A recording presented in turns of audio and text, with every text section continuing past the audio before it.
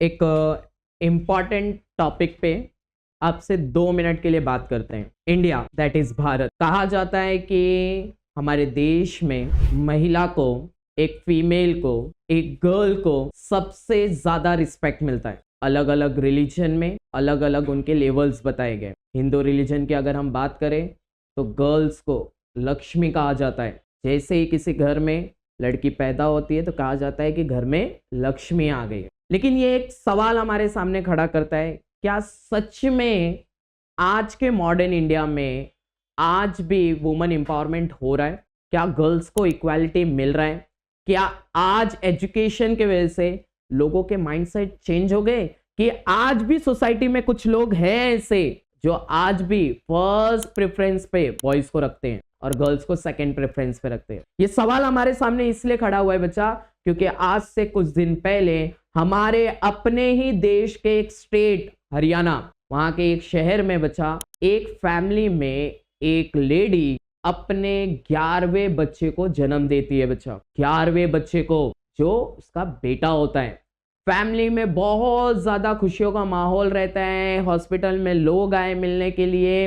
ये उसका 11वां लड़का था सर। इसके पहले जो 10 बच्चे उसको हुए सर, वो सब के सब लड़कियां थी।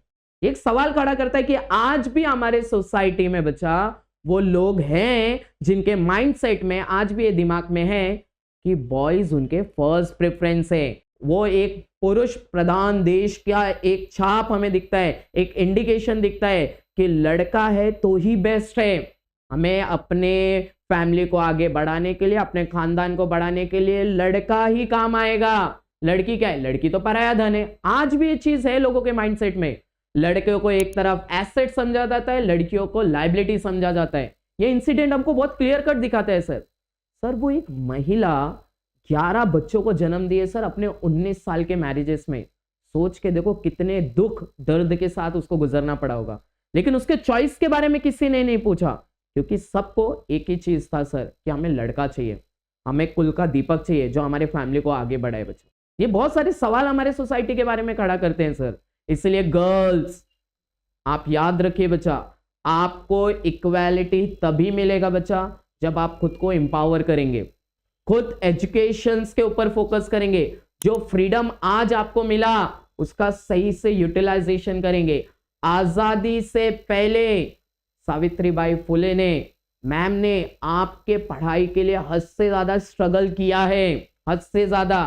कहा जाता है बच्चा, हमने बचपन से सुना है कि जब वो घर से बाहर निकलती थी लोगों को पढ़ाने के लिए, गर्ल्स को पढ़ाने के लिए, लोग कोई स्वागत नहीं करते जैसे आज टीचर का रिस्पेक्ट किया जाता है। कोई स्वागत नहीं होता था। लोग उनके ऊपर पत्थर फेंक के मारा करते थे सर, गोबर फेंक के मारा करते थे, फिर भी वो गर्ल्स को पढ़ाया उन्होंने सर। तो गर्ल्स, अगर आज आपको अपॉर्चुनिटी मिला है तो अपनी इक्वालिटी के लिए लड़िए सर।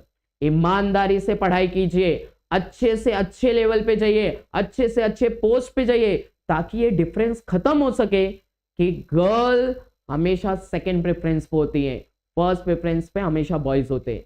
ये इक्वालिटी आनी चाहिए सर। और ये जो सोसाइटी की इनइक्वालिटी है, आज भी कुछ लोगों के दिमाग में ये जो माइंडसेट चले आ रहा है कि लड़का ही हमें चाहिए, वो चीज कहीं ना कहीं खत्म होनी चाहिए। ये तब खत्म होगा बच्चा, लड़ाई करके नहीं खत्म होगा, झगड़ा करके नहीं खत्म होगा। ये बात जब आप खुद सक्सेसफुल हो जाएंगे, खुद बड़े लेवल पे पुलिस ऑफिसर बनेंगे, बड़े लेवल पे जज बनेंगे, तब जाके ये चीजें कंप्लीट हो पाएंगी। ऐसा नहीं कि गर्ल्स आगे नहीं बढ़ रही है, लेकिन आज भी कुछ लोगों का माइंडसेट चेंज करने के लिए ये जरूरी हो गया है। एजुकेशन जरूरी है। गवर्नमेंट एक तरफ कहती है बेटी बचाओ, बेटी बचाओ, बेटी बचाओ।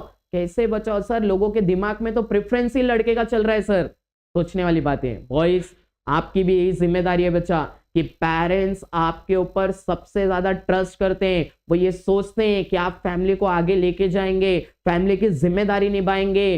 तो अपनी जिम्मेदारी निभाइए बच्चों, अपने जिम्मेदारी से भागिए मत। इस उम्र में जितना ज्यादा तुम मस्ती करने का सोच रहे हैं, जितना अटपटागिरी करने का सोच रहे हैं, उसके बारे में सोचिए। लाइफ को डिसिप्लिन कीजिए सर। जितना ज्यादा आप अपने लाइफ को डिसिप्लिन करेंगे, उतना ज्यादा आप अपने पेरेंट्स के लिए, अपने सोसाइटी के लिए, अपने देश के लिए एक ब्राइट फ्यूचर लेके आएंगे सर। तो बॉयज एंड गर्ल्स, अगर हम चाहते हैं हमारा देश एक प्यारा देश बने, हमारा देश एक महान देश बने, हमारा देश आने वाले वर्ल्ड में एक लीडर के तौर पे आए बच्चा, तो boys as well as girls दोनों को मिलके काम करना पड़ेगा बच्चा, दोनों को मिलके एजुकेशन पे काम करना पड़ेगा, दोनों को मिलके डिसिप्लिन में रहना पड़ेगा, तब जाके हमारा देश एक महान देश बनेगा बच्चा। इन्हीं बातों के साथ मिलते हैं नेक्स्ट लेक्चर में, तब तक अपना ख्याल रखिए, बाय बच्चा लोग।